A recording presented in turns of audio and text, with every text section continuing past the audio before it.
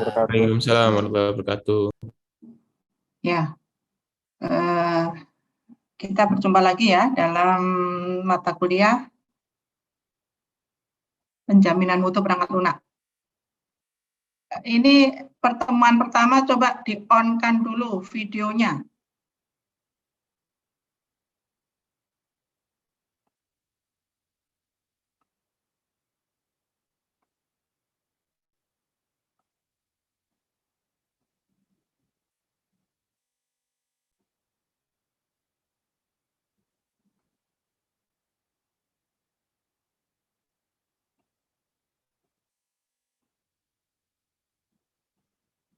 Ada berapa ini ya? 38, 37. Baik, kalau di Integra itu pesertanya adalah 41 ya. 41 kalau tidak salah. Sebentar saya cek.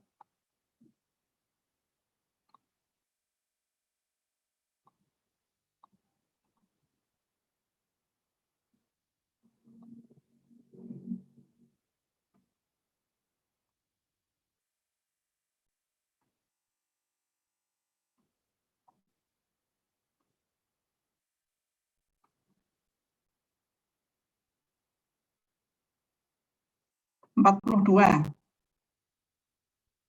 ya, pesertanya 42.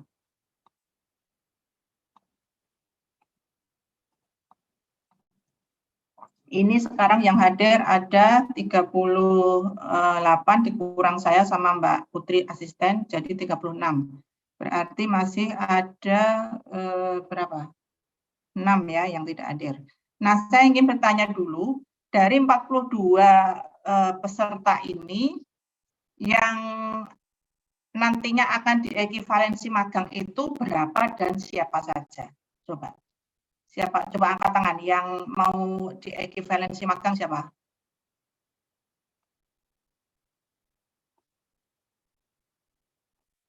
Shena ya, Shena mau ini ekivalensi magang. Iya Bu, saya nggak tahu bagaimana caranya raise hand Bu.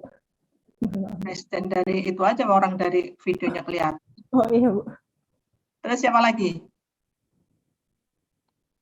Hah? Arif Prasetyo. Ya, terus. Saya tidak. Hah? Tidak ekivalensi. Arif Prasetyo nggak ekivalensi tak?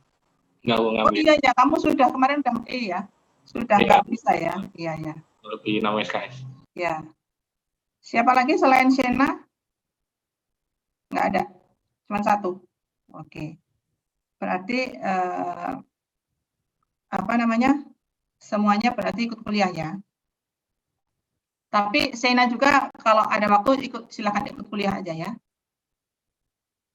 Jadi kemarin itu semester lalu itu iya, karena saya tidak pernah meminta video on itu, saya baru tahu muka-mukanya itu pada saat bikin video di akhir semester, ya kan?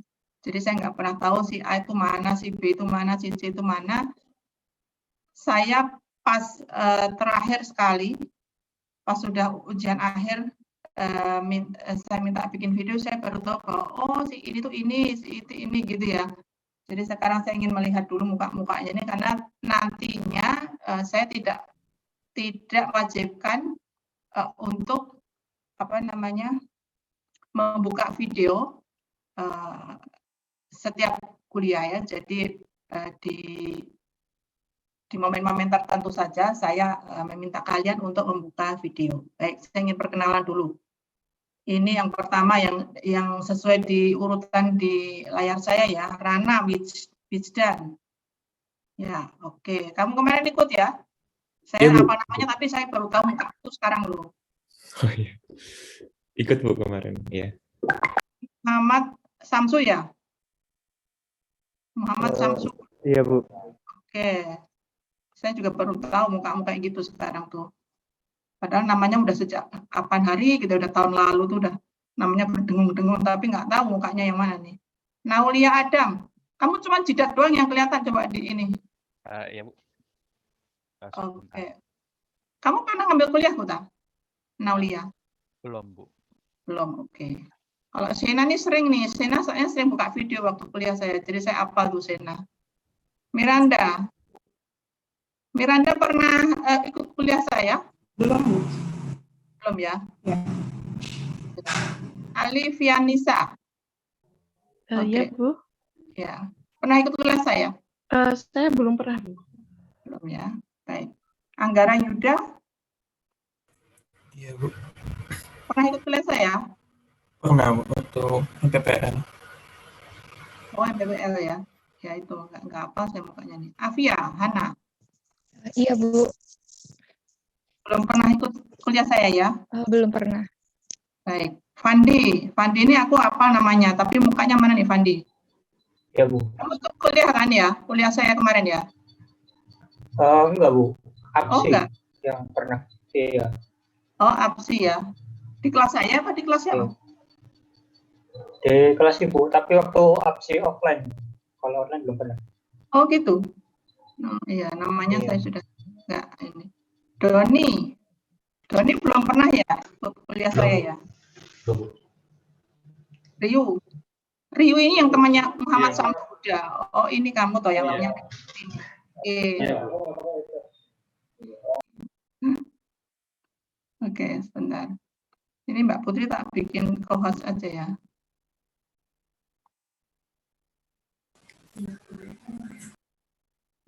Kalau ada yang mau masuk di admit ya, Mbak.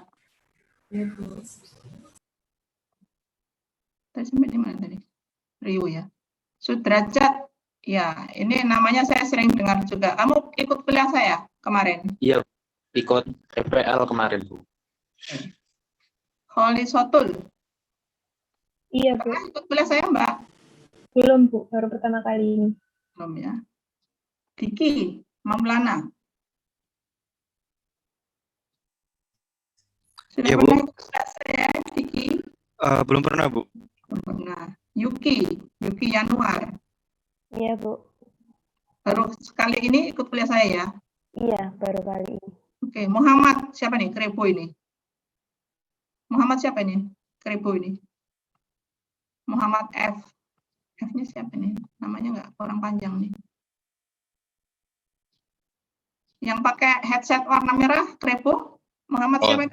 Muhammad Farhan Haikal, Bu. Oh ya. Ya. Kamu ikut kuliah saya kan kemarin? Belum pernah, Bu, saya, Bu. Belum. Berarti Ya, belum Farhan lain ya. Iya. Baik. Izzah Dinila. Iya, Bu. Oke, ini juga baru pertama ya. Saya baru Iya. apa namanya? Harits.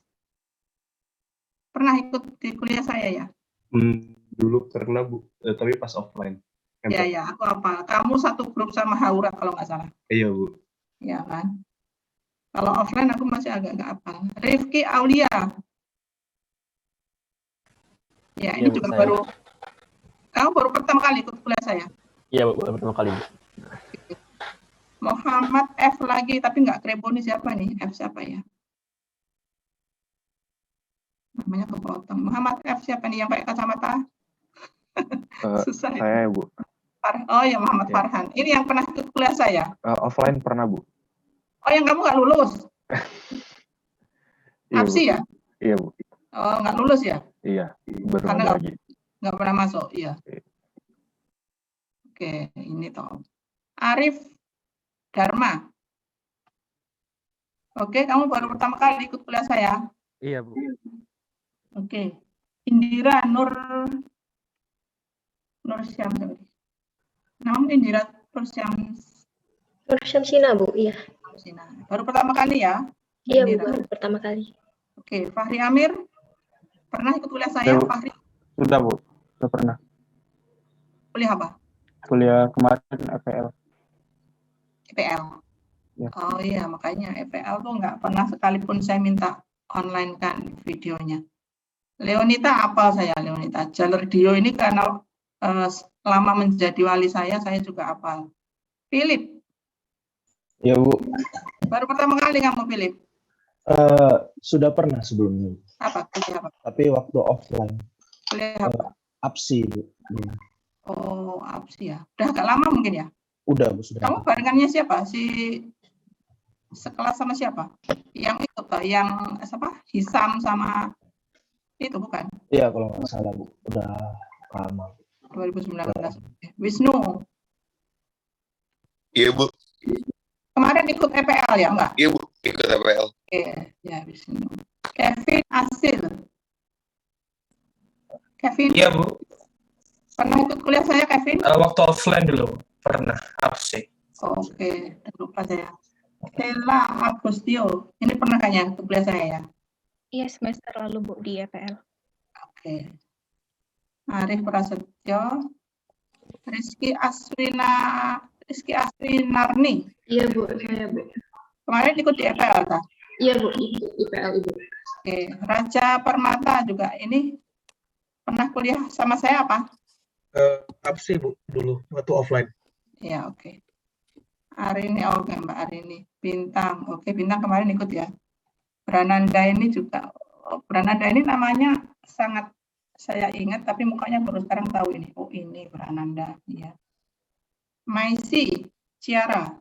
Iya Bu, saya belum pernah. Pernah ya. Nah, Yusuf Muharram. Halo, Bu. Kamu kok pakai masker? Emang di dekat pasar? Oh enggak Bu, ini saya di perpus Bu. Oh, Perpus perpus kota. kan? Perpus Kota. Di mana sih rumahmu? ya, ini saya sedang di Jogja Bu. Oh, rumahmu emang daerah Jogja? Oh bukan Bu, Rumahmu di mana? rumah saya di Pekalongan aslinya. Oh, sekarang lagi di Jogja. Iya. Terus kamu nge-wifi di perpus gitu. Ya juga Bu. Anggara Yuda, ini saya apa namanya nih? Pernah ikut kuliah saya ya, Anggara ya? Iya pernah. Anggara Yuda Tomo. Iya pernah Bu. Kuliah apa kamu? Pernah ikut kuliah saya apa? MPPL. Oh, MPPL. Yang apa? Offline apa online? Online. Online ya. Wildan, Iya Bu. kamu sudah pernah ikut kuliah saya, Wildan? Oh, belum pernah Bu saya. Ini pertama kali. Oke. Cynthia, oh ini yang mau anu ya Mbak, yang mau apa? Ekivalensi ya? Iya Bu, betul Bu. Mbak Cynthia Reski. Terus Faisal Abiyu. Belum pernah juga Bu. Boleh ya. Terus siapa lagi ya? Budiman. Pernah kuliah ikut tes saya Budiman? Pernah Bu, FL. EPL ya. Oke. Ada yang belum saya panggil? Siapa? Oke, ya. Baik. Baik, kalian boleh matikan videonya ya. Kalau mau, kalau enggak ya nggak apa-apa. Oke, di kuliah kita kali ini, semester ini ya, untuk pertemuan pertama ini, sekarang saya akan buka dulu materi apa yang akan kalian dapatkan nanti. Oh ya, sebentar. Saya share screen dulu ya.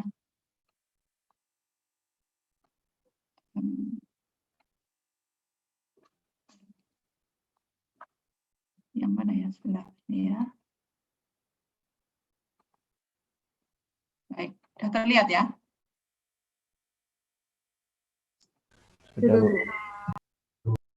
Jadi, seperti biasa di kuliah-kuliah saya, itu setiap pertemuan nanti akan ada materi, ya, materi yang akan saya sampaikan, di mana materi itu adalah apa namanya, body of knowledge-nya ya, body of knowledge dari topik kuliah tersebut. Jadi kalau penjaminan mutu perangkat lunak berarti ya body of knowledge dari software quality assurance itu ya. Dan itu biasanya saya sampaikan itu di depan. Tapi tidak full sampai selesai kuliah hari itu ya. Jadi dalam satu kali pertemuan itu biasanya ada sekitar 2 atau 3 sesi. 3 sesi kuliah, 3 sesi atau 3 jenis kegiatan. Yang pertama itu adalah penyampaian materi yang saya ambil dari body of knowledge topik kuliah tersebut, di mana body of knowledge ini biasanya pada umumnya adalah memang inti dari topik tersebut, sehingga misalnya ada sekian banyak buku atau textbook yang berkaitan dengan topik tersebut, ya isinya itu kurang lebih sama gitu ya. Nah, body of knowledge-nya itu adalah yang saya tuliskan di sini. Ini sebenarnya rencana pembelajaran ini sudah saya upload, tapi saya salah ngupload tadi. Saya upload di tahun 2019, jadi nanti saya upload lagi di tahun yang ini ya. Saya taruh di Classroom. Nah, yang saya tuliskan di dalam ini, bahan kajian atau materi pembelajaran ini adalah kurang lebih body of knowledge dari software quality assurance yang akan kita pelajari. Nah, kemudian itu kan sesi pertama ya. Sesi pertama saya berikan materi itu dengan menggunakan bantuan PowerPoint. Kemudian sesi kedua itu adalah pembahasan dari tugas-tugas yang bertahap gitu ya. Nah, salah satu tugas yang akan nanti kalian kerjakan itu adalah membahas finding terkini dari topik yang sedang kita pelajari ya. Jadi sebenarnya itu adalah penjabaran terkini dari salah satu atau beberapa body of knowledge yang sudah ada. Nah, itu kita dapatkan dalam buku-buku terbaru ya. Nah, nanti untuk tugas pembahasan terhadap aspek kebaruan dari software quality assurance itu kita menggunakan bukunya Stephen Guirich gitu ya, dengan judul The Future of Software Quality Assurance. Itu terbitan tahun 2020. Nanti akan saya beri, saya sudah punya e-booknya. Nanti dari situ akan kita bagi-bagi untuk kalian bahas kebaruan-kebaruan apa saja yang ada di dalam body of knowledge-nya SQA ya. Nah, kemudian juga ada di buku Laporte ini Software Quality Assurance, tapi ini isinya kurang lebih sama dengan beberapa buku Software Quality Assurance yang terbit sebelumnya ya.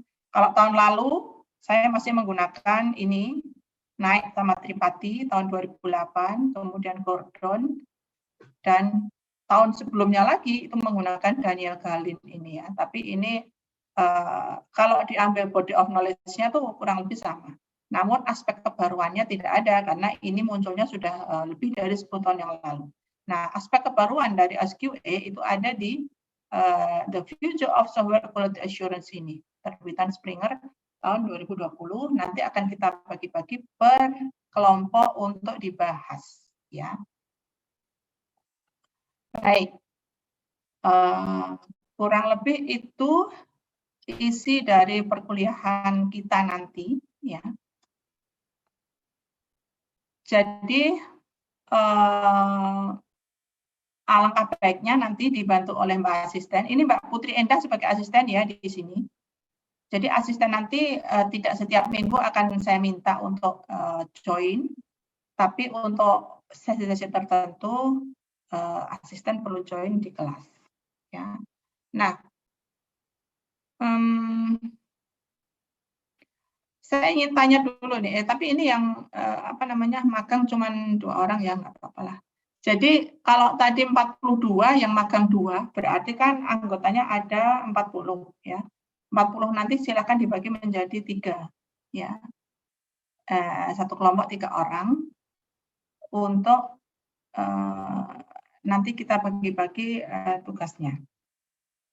Ya, terutama dalam melakukan resume tadi buku yang baru tadi, yang baru terbit tahun lalu 2020. Oke. Nah, tadi belum saya lihatin lagi ya.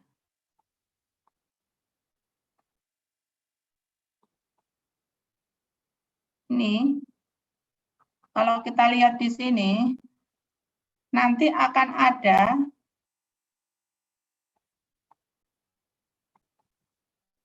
empat kali asesmen ya. Yang pertama itu asesmennya berbentuk penugasan secara berkelompok 3 orang, kemudian dipaparkan atau dipresentasikan ya.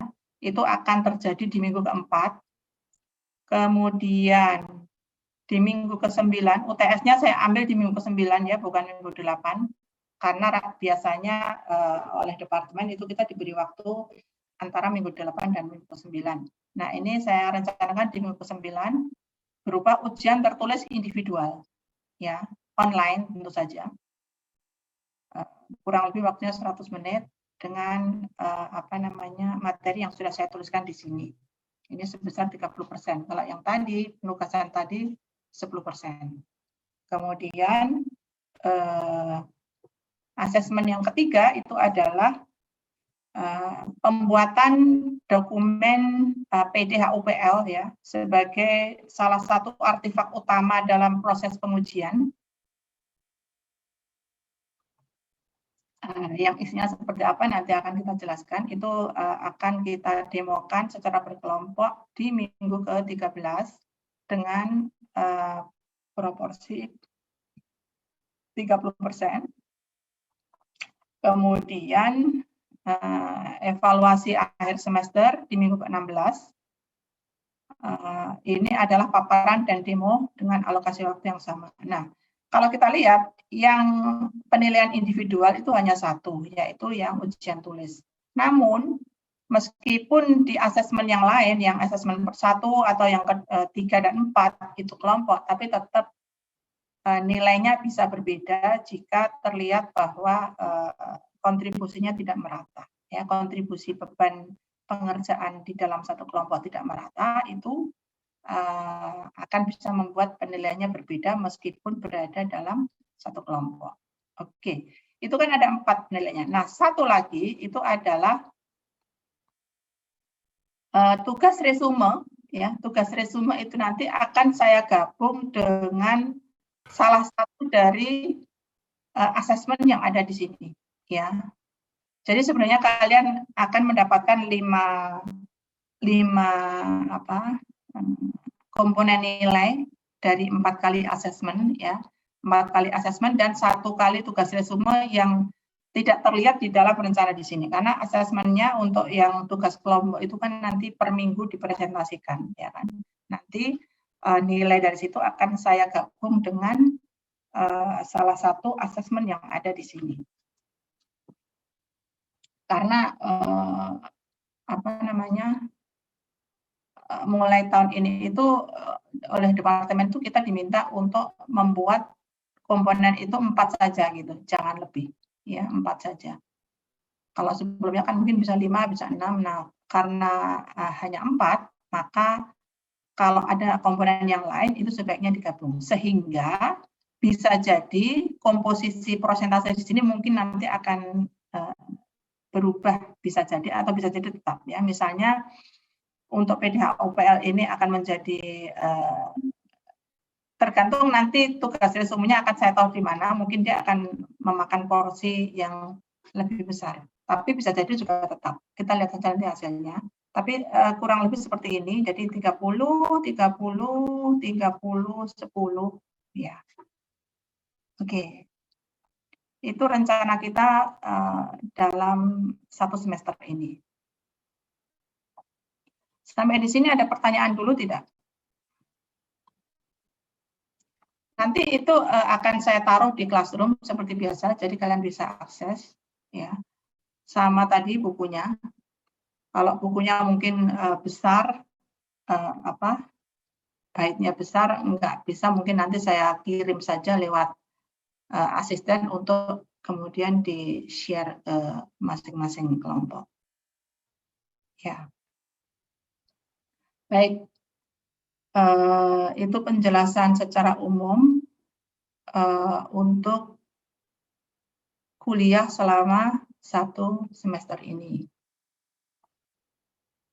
Nah, untuk yang akan magang, untuk diekivalensikan dengan magang, itu nanti ada 2 kali presentasi progres ya ke saya, yaitu yang waktunya nanti akan saya tentukan untuk menilai seberapa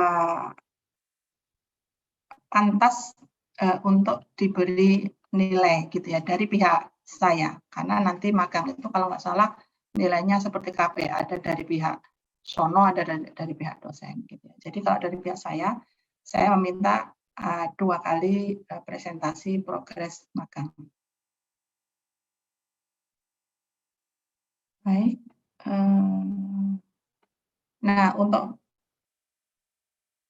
sekarang akan saya buka dulu buku textbook yang akan kita gunakan sebagai referensi utama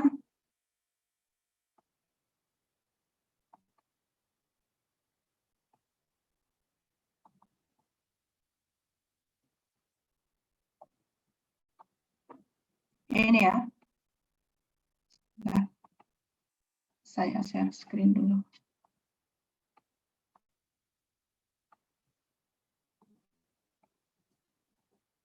Nah, bukunya ini,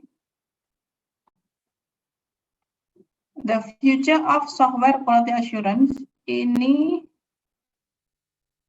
terbitnya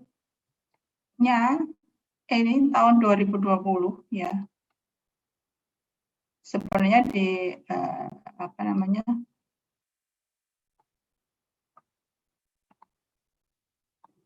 dibuatnya tahun 2018 tapi dipublish keluar itu tahun 2020. Nah, kalau kita lihat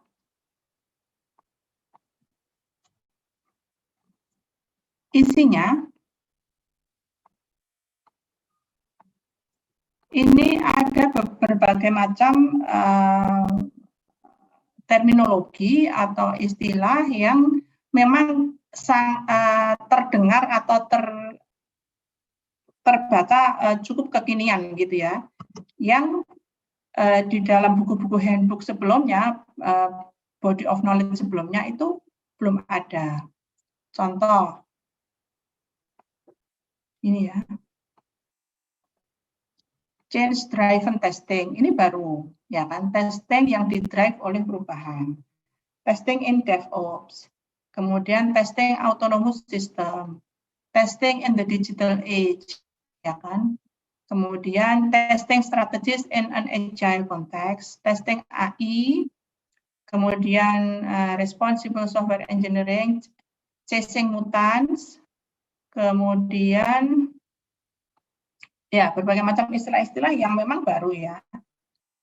Next generation software tester, kemudian mengenai security, juga mengenai apa tadi yang saya lihat, subconscious requirement, the pride of every tester, the future of testing. Oke. Kalau kita lihat dari jumlah babnya itu ada berapa ya? 1, 2, ini banyak nggak isinya?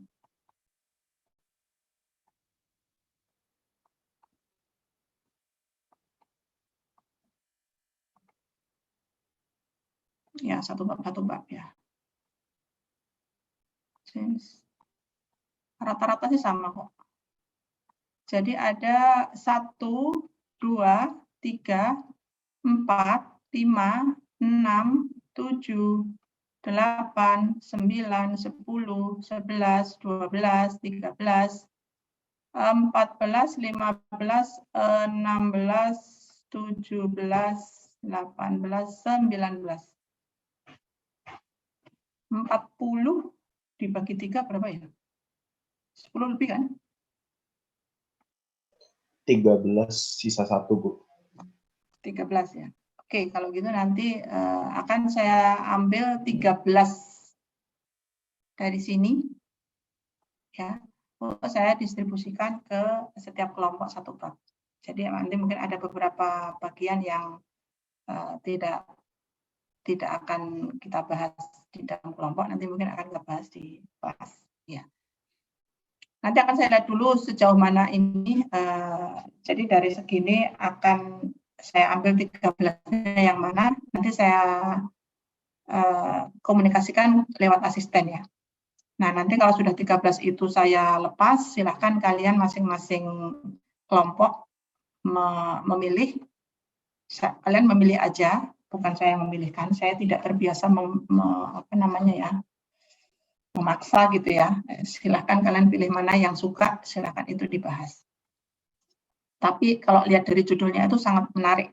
Dan tahun lalu ini belum ada. Orang tahun lalu ini bukunya belum ada ya. Ini baru terbit kalau nggak salah akhir tahun 2020. Sehingga memang benar-benar baru ya yang dibahas di sini. Dan sebenarnya semuanya tadi saya katakan pengembangan dari body of knowledge, tapi sounds sangat menarik gitu ini ya pembahasannya, karena berkaitan dengan hal-hal yang kekinian di dunia IT. Oke, itu satu. Jadi nanti setelah saya pilih 13 dari topik ini, dari sekian bab ini, saya lepas ke asisten. Kalian membuat grup, satu grup isinya 3, ya, satu grup isinya 3 orang. Kemudian langsung bagi. Nanti langsung kita susun waktu presentasi mulai dari minggu ke 13 itu minggu kedua mau tidak mau ya. Minggu kedua. Nah, untuk grup yang mau presentasi di minggu kedua, berarti minggu kedua itu change driven testing. Silakan grup siapa yang mau ngambil change driven testing dipresentasikan di minggu kedua. Nanti yang berikutnya menyusul ya, karena minggu kedua kan sudah minggu depan. Tanpa perlu dari saya yang akan memilih change driven testing presentasi minggu depan. Minggu kedua, oke. Atau enggak gitu ya, enggak gitu juga kali ya, karena nanti mempelajarinya enggak cukup waktu kalau cuma seminggu. Jadi gini, pengalaman semester lalu di kuliah evolusi perangkat lunak, itu kan saya berikan juga tugas semacam ini. Jadi membahas aspek-aspek kekinian dari body of knowledge di bidang software evolution. Namun saya perhatikan itu dari sekian banyak kelompok itu ada yang saya lihat kelompok yang benar-benar itu memahami yang dia sampaikan ya. Jadi saya sangat respect dan sangat saya apresiasi apa yang dia pelajari itu. Tapi ada juga sekian kelompok yang lain tuh yang hanya sekedar seperti menerjemahkan. Ketika saya tanya sedikit saja itu tidak ada jawaban yang memuaskan gitu. Nah, saya berharap untuk kuliah kali ini tidak begitu ya, karena ini bukan sekedar menerjemahkan. Sebab kalau menerjemahkan itu ditanya agak belok dikit aja itu nggak ngerti gitu. Karena kalau paham berarti ya prinsipnya paham. Sehingga bukan sekedar menuliskan mentranslasi tulisan dari buku menjadi slide PowerPoint ya, tanpa paham sebenarnya itu apa gitu. Karena ketika ada pertanyaan yang sedikit saja itu tidak bisa menjawab. Nah, tolong untuk kuliah kali ini jangan sampai terjadi demikian. Jadi kelihatan kok kelompok yang memahami konten dari bab tersebut itu kelihatan dari slide yang dia munculkan. Ya. Jadi slide-nya itu bukan melulu terjemahan ya, tapi slide-nya itu seperti punya benang merah gitu. Antara slide 1, 2, dan seterusnya itu kayak punya benang merah. Penjelasannya itu juga bukan hanya membaca dari slide, bahkan mungkin slide-nya itu nggak ada tulisannya, hanya sekedar gambar-gambar yang dia cuplik, tapi dia bisa bercerita dengan runut gitu ya, dengan baik, dan kita yang mendengarkan itu menjadi paham gitu. Nah, itu yang saya harapkan ya. Sehingga slide-nya itu bukan menerjemahkan terus kita tulis, kita copy paste terjemahannya ke situ, kita baca apa adanya. Nah, itu didengarkannya juga bikin ngantuk, nggak paham, sekedar menghabiskan waktu gitu ya, sekedar menghabiskan waktu yang diberikan gitu. Apa ya, saya katakan kurang elok ya, kurang elok. Dan ya sebenarnya tujuannya yang saya harapkan tidak tercapai gitu. Ya, jadilah kelompok yang memahami apa yang disampaikan itu, yang kalian sampaikan itu, sehingga transfer teknologi yang mendengarkan itu tercapai. Ya. Nah, di dalam buku ini itu lepas ya antara bab 1 dengan bab yang antara bab 1 dengan bab yang lainnya itu relatif lepas, nggak ada hubungannya. Jadi kalau kalian misalnya dapat bab 1 dengan bab ke-13 itu bukan terus harus 2, 3, 4 paham dulu, enggak. Karena ini bukan body of knowledge. Kalau body of knowledge biasanya kan begitu, bab 1 dulu, kemudian bab 2, kemudian bab 3 gitu ya. Karena kalau body of knowledge kan diawali dari yang paling dasar, kemudian dikembangkan, begitu sampai yang terakhir itu yang paling final gitu kan. Sehingga pembahasannya juga harus dari awal sampai akhir. Nah, kalau buku-buku yang semacam ini, dia merupakan bagian dari formulasi-formulasi terkini itu, tidak berkaitan antara bab 1 dengan bab yang lain, karena ini temuan-temuan yang saling independen. Oleh karena itu, jika kalian ke bagian-bagian bab yang lebih nanti, itu tidak berkaitan dengan bab 1 yang akan dipresentasikan paling awal. Oleh karena itu, harusnya itu grup yang dapat presentasi lebih belakangan, itu harusnya lebih paham. Karena dia punya waktu lebih banyak untuk membaca dibandingkan dengan grup yang di awal. Begitu ya. Baik, itu tugas untuk resume yang akan dipresentasikan sebanyak 13 kali ya, sebanyak grup yang ada. Nanti nilainya juga akan sendiri muncul ya. Di luar tugas yang sudah saya tentukan di dalam rencana pembelajaran yang tadi. Oke, sampai di sini ada pertanyaan tidak? Baik, tidak ada pertanyaan. Mohon maaf, izin bertanya. Oke. Untuk yang bukunya tadi akan di-share ke Classroom kan ya, Bu? Untuk yang mungkin kemarin tuh saya coba saya share ke Classroom, kok susah banget ya. Sebentar, saya kirim aja sekarang ke asisten ya, biar di forward. Sebentar. Beri saya waktu. Ya. Ke Mbak Putri ya, Mbak Putri saya share buku ya, Mbak. Baik, Bu. Nanti ini ke kelas.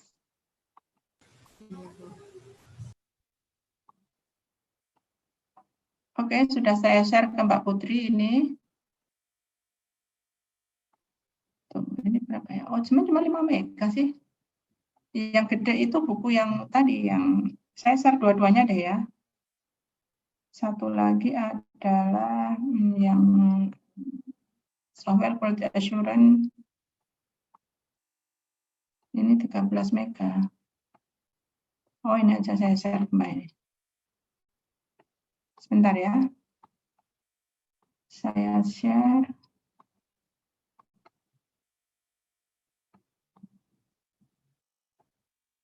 Dalam bentuk RAR, Mbak Putri, karena biar ini.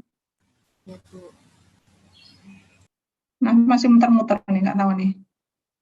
Kayaknya karena gede. Oke, ya. Jadi hari ini harusnya nanti kalian masing-masing sudah menerima buku tersebut karena sudah saya kirim, tapi belum berhasil mengirim juga ini. Atau saya taruh di ini aja ya, Mbak Putri, tolong nanti bikin drive ya, Mbak. Tak taruh di drive aja, Mbak. Ya, Mbak. Saya delete aja deh. Kayaknya nggak bisa ini, terlalu besar.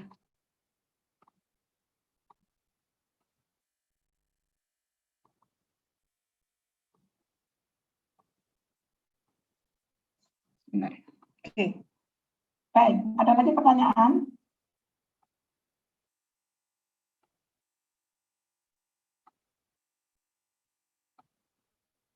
Oke, kalau tidak ada, saya berikan materi yang pertama. Ini masih dasar-dasar banget ya. Masih definisi-definisi. Baik.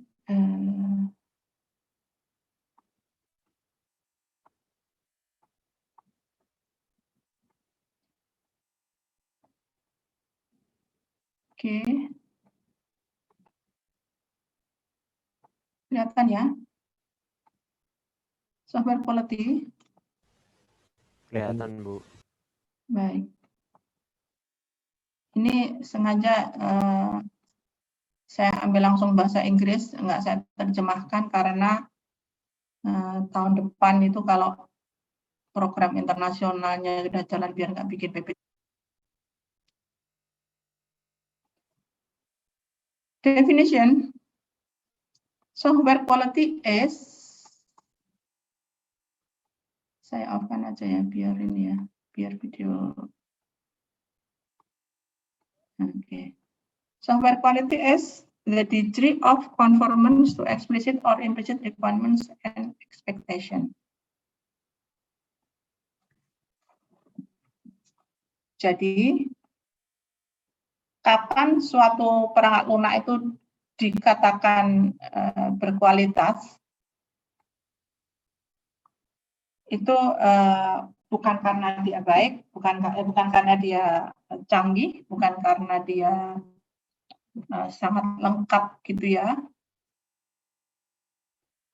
tapi karena dia definisinya adalah kalau dia sudah memenuhi semua kebutuhan atau requirement, baik itu secara eksplisit maupun implisit, berarti dia sudah kualitinya sudah terpenuhi. Gitu. Yang paling sering saya gunakan sebagai analogi adalah apa itu? Kalkulator. Ya, kalkulator. Kalkulator tukang sayur. Kalkulator tukang sayur itu cukup dengan operasi tambah, kurang, kali, bagi. Ya. Nggak perlu fungsi sinus, kosinus, tangan, ya, karena nggak dibutuhkan. Jadi, apa namanya, jika kita melihat sebuah kalkulator yang hanya bisa plus, minus, kali, bagi, apakah kita mengatakan bahwa kalkulator tersebut itu tidak berkualitas? Atau berkualitas, ya itu tergantung konteksnya. Ya. Suatu saat dia memang sudah dikatakan berkualitas, kalau memang konteksnya itu digunakannya memang hanya seperti itu. Gitu. Ya. Sebaliknya, kalau kalkulatornya hanya berisi plus, minus, kali, bagi, tapi itu dibutuhkan oleh siswa SMA atau mungkin mahasiswa matematika gitu ya, itu ya kualitasnya nggak bagus karena apa? Fungsi-fungsi yang dibutuhkannya tuh nggak ada. Ya, kurang lebih seperti itu. Nah ini definitionnya, the degree to which a system, component, or process meets specified requirements. Ya, seperti itu. Atau the degree to which a system, component, or process meets customer or user needs or expectation. Ini beberapa istilah, expectation, implicit, requirement itu apa, ya. Nah, software quality itu banyak dimensinya, ya. Kalau tadi saya katakan kualitasnya gimana, gitu kan. Itu kan apa namanya, masih luas ya, kualitas yang seperti apa gitu ya. Nah, dimensinya itu banyak. Nah, banyak peneliti zaman dulu, maksudnya yang sudah pernah mempublish penelitiannya, itu mengusulkan berbagai macam dimensi kualitas ya. Ada yang namanya Mikol, ada yang namanya siapa itu namanya Sidang Berkemer, kemudian ada yang banyak peneliti yang bergerak di bidang software quality itu yang mengusulkan berbagai macam dimensi atau aspek ya, dimensi atau aspek dari kualitas. Nah, yang kita gunakan sekarang itu adalah dimensi kualitas berdasarkan ISO IEC 25010. Ini adalah standar kualitas yang currently itu digunakan di dunia ya, untuk software tapi ya, untuk software. Nah, terdiri berdasarkan ISO IEC 25010 itu ada 8 dimensi kualitas ya, yaitu functional suitability, dimensi functional suitability atau aspek ini, kemudian aspek performance efficiency ya, kemudian aspek compatibility, aspek usability, kemudian yang kelima adalah aspek reliability, yang keenam aspek security, yang keenam maintainability, dan yang kedelapan itu portability. Nah, ini adalah 8 aspek atau 8 dimensi kualitas perangkat lunak berdasarkan ISO IEC 25010. Ya. Masing-masing dimensi itu terdiri dari subdimensi, ya, subaspek. Contohnya, untuk aspek functional suitability itu ada functional completeness, ya, subnya. Kemudian functional correctness, functional appropriateness. Nanti kita bahas lebih detail di minggu yang sudah tadi terlihat di dalam rencana pembelajaran tadi. Ini kita bahas secara umum dulu ya, bahwa dimensi kualitas itu banyak gitu. Ya, kemudian untuk performance efisiensi itu juga bisa dilihat dari time behavior-nya, kemudian resource utilization-nya dan capacity-nya. Dari nama-namanya saja mungkin kalian belum bisa membayangkannya, karena nantinya ini bisa diukur ya. Time behavior itu kan semacam response time gitu, ya. Kalau handphone misalnya, kita ngedial ya, kita tekan tombol dial, tapi 1 menit kemudian baru bunyi di sana. Nah, itu berarti kan time behavior-nya sangat jelek, ya, semacam itu, bisa dihitung. Kemudian compatibility itu ada coexistence dan interoperability. Usability, ini di sini berkaitan dengan kebergunaan terhadap penggunanya. Ya, apakah perangkat lunak itu mudah dipelajari, learnability? Ya. Kan ada tuh software yang kayaknya susah banget dipelajari ya, perlu training sampai 20 hari gitu baru bisa mengoperasikan. Ya kalau softwarenya besar mungkin ya, tapi kalau softwarenya nggak terlalu besar, perlu training beberapa hari untuk bisa mengoperasikan, itu learnability-nya perlu dipertanyakan. Ya. Kemudian operability, user error protection. Apa itu user error protection? User error protection itu adalah capability perangkat lunak untuk mencegah user itu tidak melakukan kesalahan. Nah, semacam itu. Contohnya kayak gimana? Ya, kalau misalnya ada tombol delete gitu ya, ada tombol delete. Kalau kita klik delete itu tidak langsung menghapus. Karena bisa jadi itu kepencet. Nah, gitu kan. Itu salah satu aspek dalam user error protection. Jangan sampai kesalahan itu baik yang disengaja maupun yang tidak disengaja itu diminimalisir gitu ya. Nah, hal-hal seperti itu. Kemudian user interface estetik. Ya. Ini berkaitan dengan estetika. Apa sih kenapa kok estetika juga diukur sebagai salah satu kualitas? Ya karena kalau look and feel-nya itu kita nggak klik gitu ya, males kan kita pakai software itu. Ya enggak. Semacam itu. Sebuah aplikasi yang apa namanya, tampilannya itu ini untuk yang usability ini tidak selalu berkaitan dengan tampilan ya. Tampilan mungkin akan banyak dipengaruhi oleh usability, tapi juga aspek executable-nya. Jadi kalau ada proses yang sama tapi menggunakan rute-rute atau prosedur yang berbeda-beda, nah itu juga kadang-kadang membuat user itu nggak nyaman.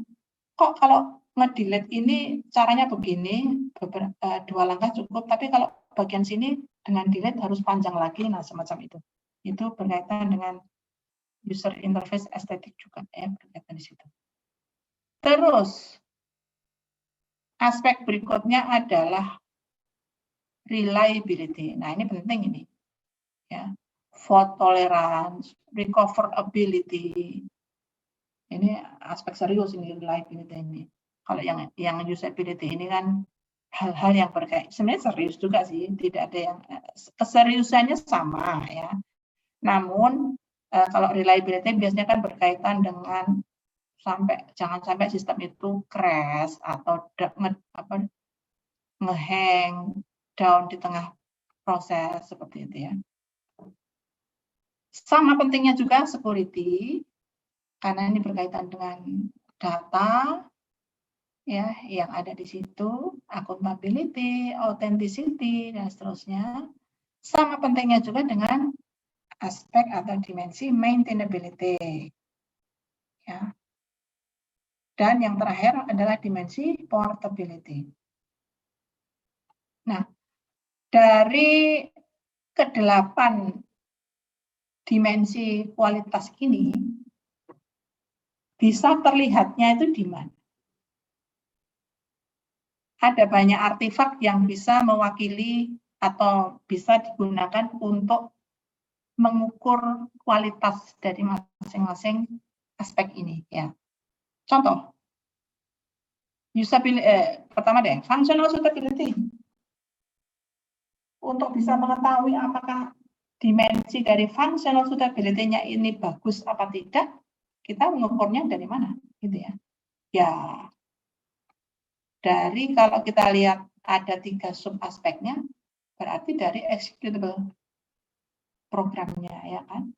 Correctness, berarti kan programnya harus di-run. Kalau 1 ditambah 3 keluarnya 5, nah itu correctness-nya kan nggak beres. Gitu. Ya, berarti harus dari aspek runnable artefaknya, artefak yang bisa dieksekusi. Termasuk performance efisiensi, ya kan? Compatibility juga ada aspeknya. Usability sama ya. Tapi lebih ke arah artefak dari program yang langsung berkaitan atau berhubungan dengan pengguna, yaitu UI. Ya kan? Meskipun tidak semuanya UI. Kemudian reliability, nah ini enggak berkaitan dengan berkaitan dengan kinerja, ya kan, kinerja. Kalau diberi beban sampai segini dia ngadat enggak ya, seperti itu ya. Termasuk ini itu sebenarnya di sini sih, itu sebenarnya ada di sini capacity ini. Tapi ini juga akan berkaitan. Kalau kapasitinya kecil, dikasih beban tinggi mungkin juga akan membuat fault tolerannya ini terguncang gitu ya. Security jelas berkaitan dengan data, integritas data. Dilihatnya dari mana kalau security? Ada dua hal ini, dari executable programnya maupun dari source code-nya, ya kan? Biasanya kalau source code-nya nggak ada, ya di eksekusinya juga nggak ada, ya kan? Harus ada bagian modul-modul yang memang dibuat untuk menjadi benteng atau keamanan terhadap data itu, ya. Jadi tinggi rendahnya aspek kualitas untuk security ini bisa diketahui dari runtime programnya maupun dari source code-nya. Nah, untuk maintainability, karena ini berkaitan dengan modularity, reusability, analyzability, modifiability, dan testability, ini mainly dari source code, bukan dari executable program.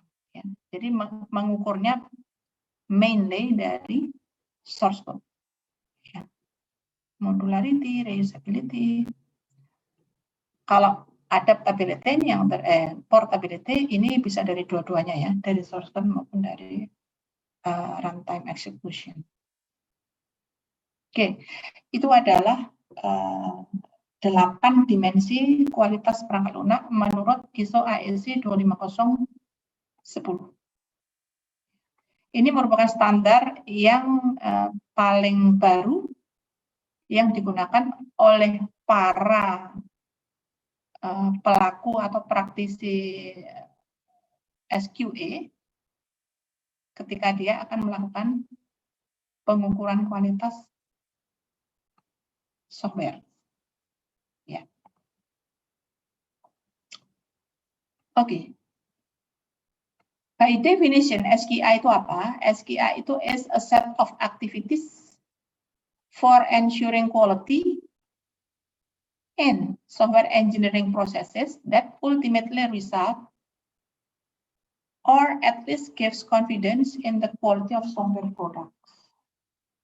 Oke. Jadi penjaminan mutu perangkat lunak itu umumnya dilakukan itu dari awal proses. Dari awal proses SDLC, Software Development Life Cycle. Jadi bukan hanya di belakang. Seperti kalau proses manufacturing ya, membuat mebel misalnya ya kan. Itu kan sebelum mebel itu dirilis ke pasar, kan di bagian ujung sekali ada yang namanya quality control ya kan, ngelihat oh ini oke sesuai, oh ini ada sedikit akunya kurang masuk, berarti nggak cocok, nah gitu kayak disorter di belakang gitu ya. Nah produk-produk yang disorter di belakang mungkin masih bisa digunakan lagi untuk segmen yang lain. Tapi produk yang sudah quality pass gitu ya, itu berarti sudah kualitinya sudah lolos, bisa dijual ke pasar. Nah, kalau software itu nggak bisa begitu. Karena pertimbangan utamanya itu biaya dan usaha dan biaya. Bayangkan kalau membuat software itu tidak ada pengendalian kualitas ya, penjaminan kualitas di awal. Kita hanya menunggu saja ketika software jadi, dan di ujung ketika software sudah jadi kita lepas ke user, customer, terus customernya komplain, Masa sih kita mau ngebongkar program lagi? Ya berarti kan effortnya tinggi sekali itu. Ya kan, biayanya juga sangat tinggi. Sehingga bedanya dengan proses fisik ya, fisik quality assurance untuk produk fisik gitu, itu yang sangat kentara tuh di sana. Kalau produknya software, di mana dia bukan fisik, akan sangat tinggi cost-nya jika proses penjaminan kualitas itu tidak kita mulai di awal pembangunan perangkat lunaknya itu. Ya, oleh karena itu berbagai handbook of SQA itu mengusulkan proses-proses SQA itu hampir sama ya, selalu dilakukan pertama ketika software itu mulai dibangun, yaitu pada fase requirement engineering. Itu di situ sudah terjadi proses quality assurance. Harusnya sudah ada proses quality assurance. Ya. Apalagi software yang akan dibuat itu skala besar. Ya. Nah, kalau kita melihat proses-proses yang di Indonesia itu gimana? Kayaknya nggak ada deh SQA ya. Kalau di Indonesia itu mungkin masih belum terlalu itu ya, karena sebenarnya aspek alasan utamanya itu hanya satu sih, dana, uang ya. Proses SQA itu kan membutuhkan sumber daya, ya. Orang yang terlibat dalam software quality assurance itu idealnya tidak terlibat dalam software development-nya. Jadi dia benar-benar ngecek tanpa dia yang membuat. Kalau software quality practitioner itu orang yang membuat, oh ya nggak ini, karena kan mungkin kalian sendiri pernah melakukan ya, memprogram sesuatu, kayaknya udah nggak ada bug deh gitu. Tahu-tahu ditemukan orang lain seperti itu. Jadi, nah karena ini adalah tim yang di luar tim developer, berarti kan butuh uang untuk membiayai ya kegiatannya. Nah, semakin komplit proses SQA kita lakukan dari awal sampai selesai, semakin besar dana yang kita butuhkan untuk hal itu. Nah, sebagai titik tengahnya bagaimana? Ya, dari sekian proses yang komplit itu kita ambil aja milestone-milestone mana yang kira-kira di situ dibutuhkan penjaminan mutu yang cukup detail gitu ya, sehingga itu tetap ada SQA tapi dengan biaya yang lebih rendah. Ini SQA aktivitasnya itu ada 4, mendefinisikan, proses definition, ya kan. Nah ini tadi yang saya tanyakan tadi, saya ceritakan baru saja. Mendefinisikan proses aktivitas apa saja yang akan kita buat untuk software ini gitu ya, software X misalnya. Kita bisa mendefinisikan proses itu sebanyak mungkin sesuai dengan handbook misalnya. Tentu saja dengan konsekuensi biayanya tinggi, atau kita ambil saja beberapa yang penting menurut kita sesuai dengan budget. Kemudian nanti ada trainingnya. Ya. Nge-training siapa? Yang nge-training itunya. Pelakunya. Kemudian implementasi berarti proses review-nya sendiri dan auditnya, audit training.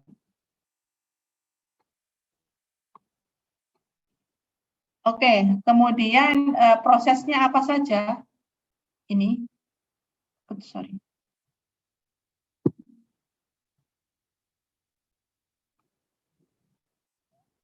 Nah, kalau lengkap ya begini semuanya. Dari mulai project management-nya, estimation-nya, configuration-nya, requirement-nya, design, development, testing, deployment, ini kalau lengkap ya. Kalau tidak ya kita ambil beberapa yang akan kita kerjakan. Oke.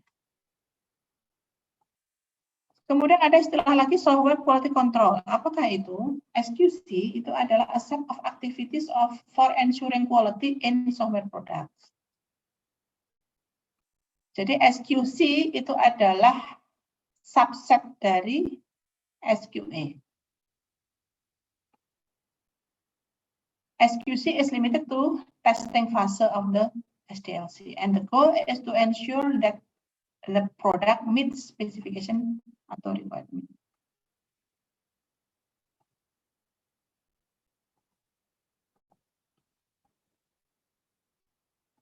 Nah, ini. Jadi tadi kan saya sampaikan bahwa aktivitas penjaminan mutu itu meliputi semua tahapan dalam SDLC, ya kan? Nah, khusus untuk proses review, ya, itu istilahnya adalah software quality control. Ya, jadi ada mereview dokumen-dokumen, ya, review SKPL, review DBPL, kemudian mereview programnya, ya, kemudian menguji programnya. Itu aktivitas yang paling inti di dalam SQA, aktivitas secara keseluruhan. Secara nyata di sini diperlihatkan perbedaan antara SQA dan SQC.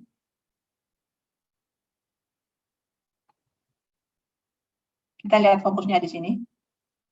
SQA itu proses, fokusnya di proses. Kalau SQC itu fokusnya di produk. Ya, yang kita lihat atau kita periksa itu kalau SQA itu prosesnya itu benar nggak sih?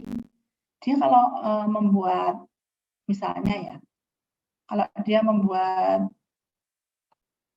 program, mungkin bukan program ya, yang lain ya, requirement misalnya, ketika menggali requirement gitu ya, menggali kebutuhan, apakah dia telah melalui dengan proses yang benar? Ya, contoh.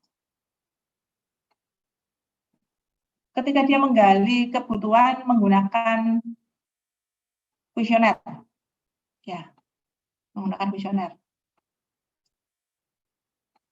Jelas-jelas software yang akan dibuat itu adalah software untuk misalnya untuk guru, ya, untuk kebutuhan guru-guru. Dia bikin kuesioner, kemudian dia sebar begitu saja ke secara online gitu ya. Sambil dia menunggu beberapa lama untuk mendapatkan feedback. Nah, itu secara proses itu nggak benar. Karena kita nggak tahu yang mengisi itu siapa. Apakah guru beneran, ataukah orang yang berpura-pura jadi guru, ataukah memang bukan guru sama sekali, gitu.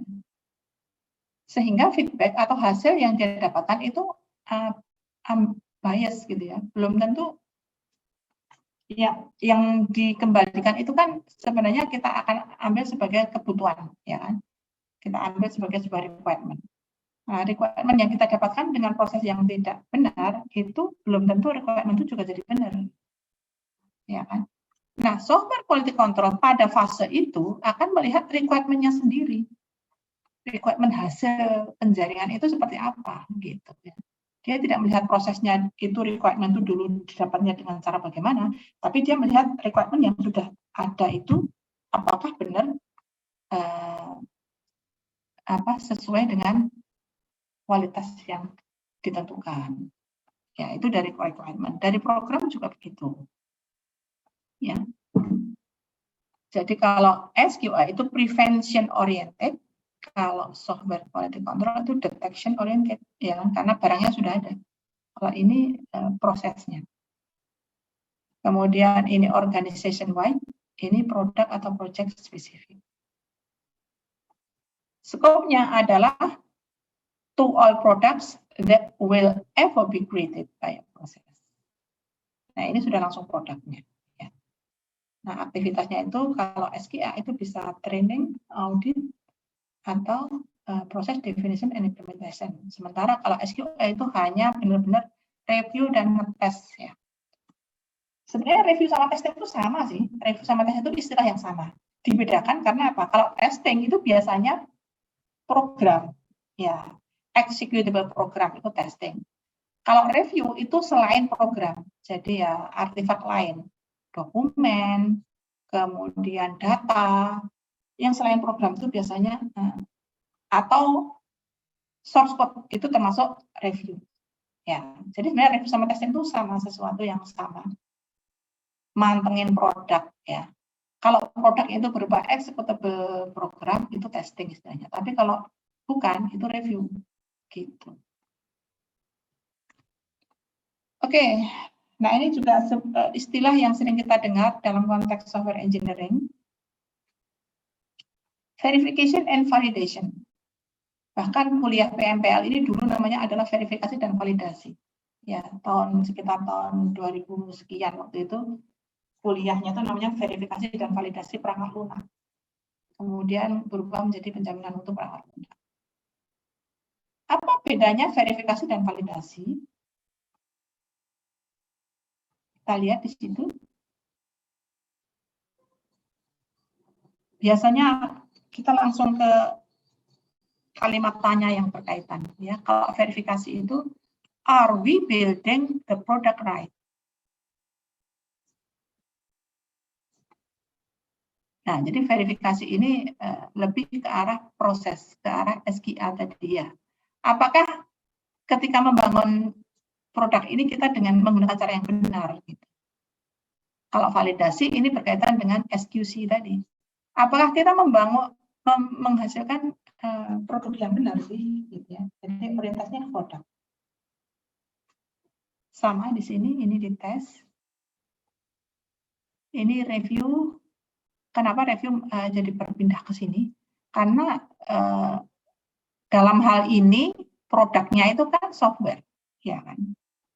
Sementara dokumen-dokumen atau artefak yang lain yang bukan program itu source code ya. Source code itu kan ketika sudah jadi produk, produknya kan yang executable, source code-nya jadi masuk ke sini. Oke ya.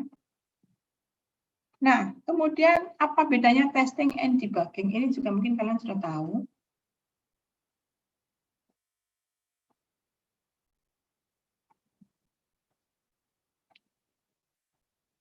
Testing itu adalah the process consisting of all life cycle activities, both static and dynamic, concerned with planning, preparation, and evaluation. Jadi, debugging itu gampangnya ya. Debugging itu mencari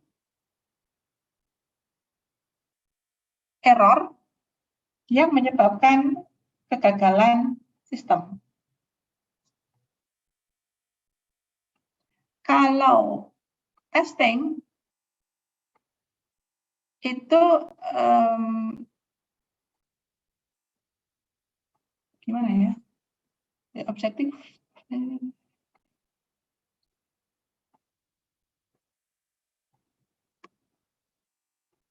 Ini hanya mencari error gitu aja ya. Kalau di sini itu juga menganalisis dan menyelesaikannya. Jadi beda fase ya. Kalau debugging itu kan fasenya ketika program itu sedang dibuat, ya kan. Biasanya yang melakukan debugging adalah programmernya. Kalau testing itu seharusnya yang melakukan itu bukan programmernya. Ya. Kalau debugging ini biasanya programmer, karena begitu ketemu error, dia langsung melihat kenapa dan diperbaiki. Kalau testing enggak, testing nemu gitu aja, terus nanti dilaporkan. Dia tidak akan punya tanggung jawab untuk memperbaiki. Dia hanya nemu saja, menemukan. Makanya yang ngetes itu seharusnya adalah selain yang membuat, agar lebih objektif.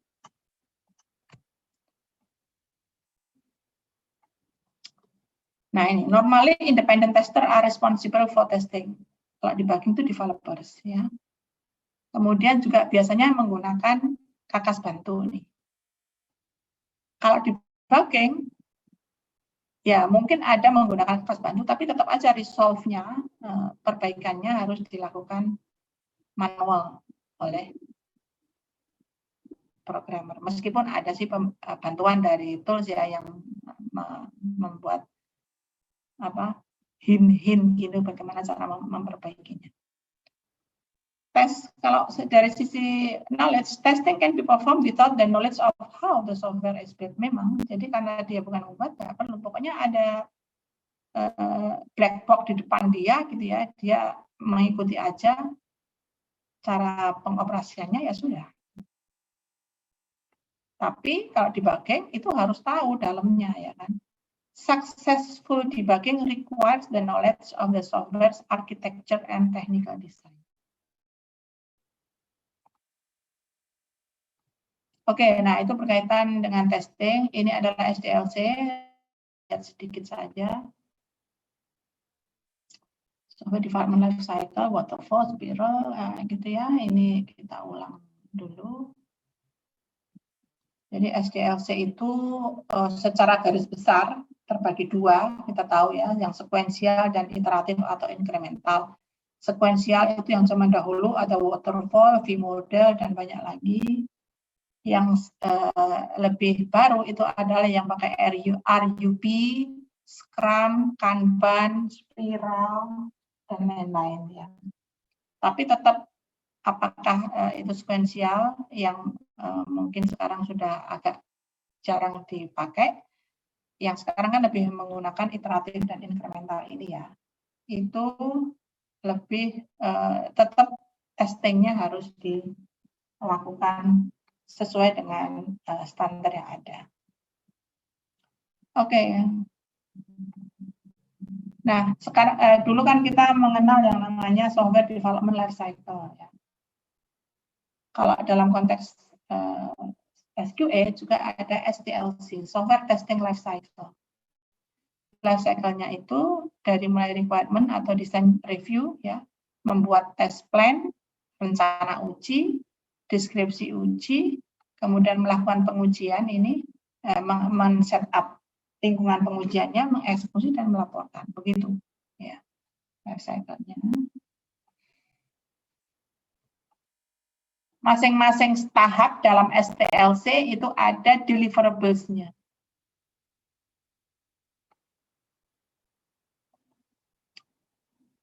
Di tahap requirement atau design review, ini berarti di tahap pertama ini yang diperiksa itu adalah dokumen. Ya, dokumen SKPL, DPPL, begitu. Di sini nih. Dokumen SKPL, DPPL. Di fase requirement atau design review. You review the software requirement design. Jika ada. Hasilnya adalah laporan review defect. Ya. Necessity, curiosity. Tapi sebenarnya meskipun curiosity ini sangat menentukan ya. Kalau kesalahan itu terjadi di awal dan tidak terdeteksi, kesalahan itu akan terbawa terus di fase-fase berikutnya dan itu akan membuat biaya perbaikannya semakin mahal.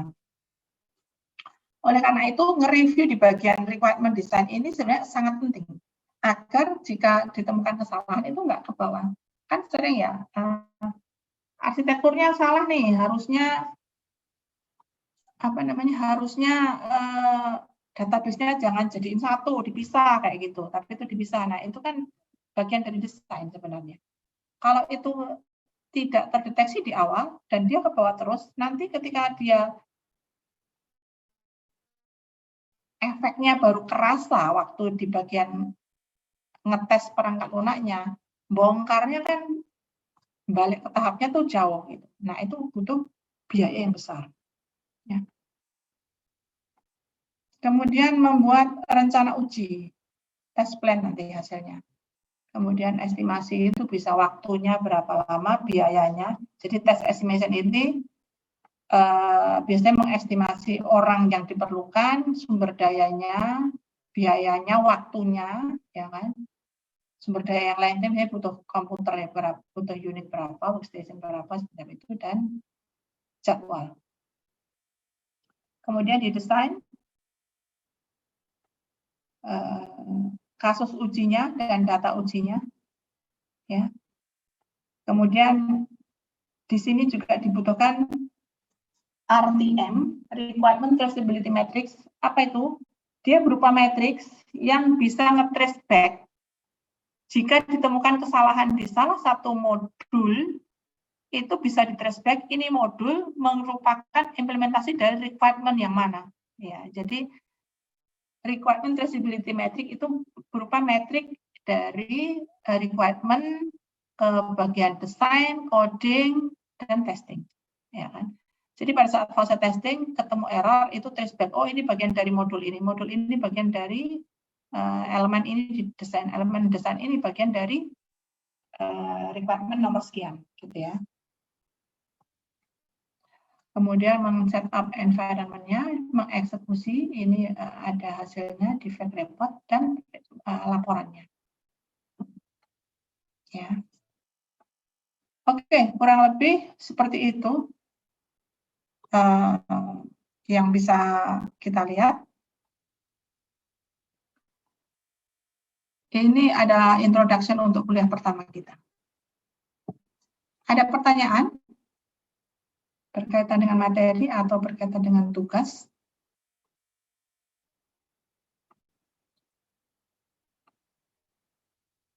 Oke, tidak ada ya? Baik, untuk Mbak Putri, saya minta tolong ya Mbak, nanti koordinasi peserta untuk membuat kelompok itu Mbak. Nanti karena saya belum menyiapkan di Classroom, nanti untuk sementara bikin drive dulu ya Mbak ya, dibikin folder-folder, grup 1, grup 2, dan seterusnya itu. Nanti sambil saya siapkan di Classroom, mungkin pada saat pengumpulan bisa dikumpulkan di Classroom, atau ya at least kita sudah punya drive dulu di situ. Nih. Iya, Bu. Nah, seperti biasa juga kalau saya ngasih kuliah tuh nggak pernah full sampai selesai. Ya, seselesainya materi saja, seselesainya bahan, seselesainya kegiatan yang kita rencanakan untuk hari itu. Baik, sebelum saya tutup kuliahnya, saya sekali lagi ada pertanyaan. Oke, kalau tidak ada, cukup ya? Iya, Bu. Baik, saya akhiri ya. Kita berjumpa lagi minggu depan, insya Allah. Jadi gini, tadi berkaitan dengan tugas resume tadi, nanti kita lihat kalau waktunya itu cukup banyak, mungkin di beberapa minggu tertentu, mungkin nanti presentasinya bisa 2 grup gitu ya. Makanya nanti saya lihat dulu untuk alokasi materi di beberapa minggu yang ada. Kalau memungkinkan, sebenarnya saya lebih suka 1 grup 1 ini aja, 1 minggu gitu ya. Tapi nanti kalau di akhir-akhir nggak mencukupi, mungkin bisa kita gabung untuk 1 pertemuan itu untuk 2 grup. Gitu. Oke, jadi saya rasa cukup jelas apa yang akan kita lalui selama 1 semester ini. Mudah-mudahan kita tetap sehat, jaga kesehatan ya. Kemudian meskipun kita berjauhan, tapi kita akan ketemu secara online di sini. Kita membahas hal-hal yang penting dan semoga kuliah ini ada manfaatnya.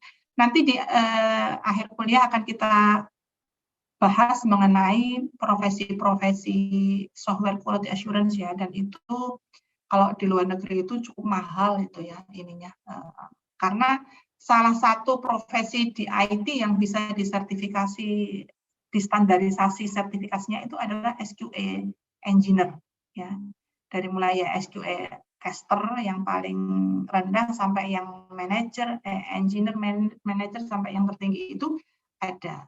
Tesnya itu ada dan jelas, sehingga kalau nanti kalian punya sertifikasi itu terus kalian memang berkeinginan berkarir di luar negeri, itu cukup besar ya ininya, income-nya itu. Tapi kalau di Indonesia sepertinya belum terlalu tinggi ininya gajinya, kalah sama programmer. Kalau di luar negeri biasanya kan programmer tinggi juga sih programmer, tapi perusahaan-perusahaan besar itu mencari programmer murah dari India biasanya ya. Sehingga yang tenaga kita dari Indonesia mungkin lebih suka berkarir di dalam negeri sebagai programmer. Tapi kalau untuk sertifikasi SQA itu selama yang menggunakan international itu tadi ya, ISTQB Quality Board itu kan diakui oleh dunia, itu besar gitu ya, dan pekerjaannya sudah jelas. Nah, satu hal yang mungkin kalian perlu pahami adalah untuk menjadi seorang SQA practitioner, baik itu dari yang levelnya sampai tinggi, itu juga harus memahami programming ya. Karena kalau untuk beberapa pekerjaan SQA, kalau kita nggak ngerti program juga nggak bisa melakukan review gitu. Kalau tester saja dan yang dites itu hanya black box application, mungkin nggak perlu kemampuan untuk programmer, karena yang yang kita kerjakan itu benar-benar application as a black box gitu ya. Tapi kalau yang kita review itu artifak yang lain selain executable program, kita kan mesti tahu arsitekturnya bagaimana, benar apa enggak, kemudian cara membuat programnya ini melundet apa enggak, kompleksitasnya tinggi apa tidak, itu kan berarti kita harus tahu ya dalamnya itu. Sehingga meskipun kalau di Indonesia itu quality engineer itu masih di bawah programmer, ya karena mungkin kebutuhannya memang tidak besar kalau di Indonesia, tapi kalau di luar itu sudah punya standar tersendiri. Itu ya. Tapi sekali lagi ini hanya sekedar wawasan ya, wawasan, karena tidak semua dari kita juga ingin berkarir di luar negeri ya. Saya sendiri ya pengennya berkarirnya di Indonesia. Baik.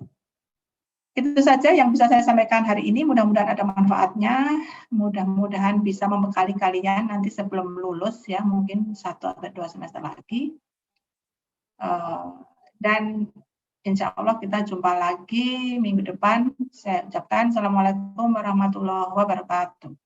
Waalaikumsalam. Terima kasih banyak, Bu. Terima kasih, Bu. Terima kasih, Bu. Ya, Bu. Terima kasih, Bu. Terima kasih, Bu. Terima kasih, Bu. Sama-sama. Saya N ya.